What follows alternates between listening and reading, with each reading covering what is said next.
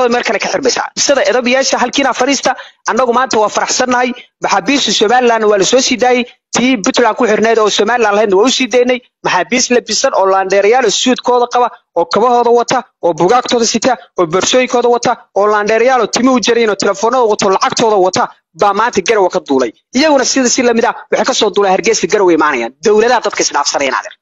ishaas ka eeganaysaa ishaas yarta ka eego dadka isdhaafsanayaan Allah hooyada ku yaali anaga baxay runta ku sheegaynay dekada ka hadash dekada garaacdi boosaasana iskala niyo shilina kala soo deey kartiniyo afka laad kaaga dhufarayna Allah hooyada ku yaali taa berberan isaaq ba ka xirna xaga wuxuu doonaysaa marka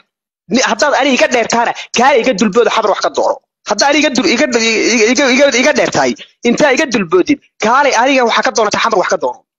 meeshaas ku alaalaasaysa balanbalku halkaas ku yaala cadaabaha laga warama naaraha laga xirayaaniyo Soomaaliland iyo Puntland bas ku ka kaashanaysa wadada tan waa la furaya waa khasab hadda hadii halkaas suulamadu kaaga soo bilowdo waa waraya tolay markaad tiraadid soo ma jirtan hil ka sugmaysin wallahi billaah tol hal gaari inuu ka soo dhaqaaqa meesha loo Garowe kal shaalatiidu tii kugu dhacdo kala kugu dhacaysa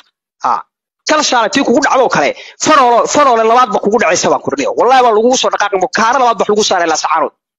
anu waaga samba faroole jeclaysto xaaraantu dhashay oo yiriyaan loo dhaqaaqay soo tawooga faroole darkan nin yaqaan baa faroole waxan uu yaqaan faroole waxa kan dhaqankoodu yaqaan waxa kan wax inaad wax la siiyo iyo wax la wanaajiyo midna maaha dhamaantood waa aragtaa halkan wada dhawaaqayaan wada qaylinayaan niman yow dhiibsada edabna yeesha meega kan labaad hadda ku soo noqotaana inaad iikaadi meega kan labaad hadda ku soo noqotaana wallahi billaah tolay baliga qorilay iyo wiilasha reer maxamed ma sida idin galayna ma jeerteen wallahi la geliyaa sax meegaagtiin ka raacdana geliyaa niyo maana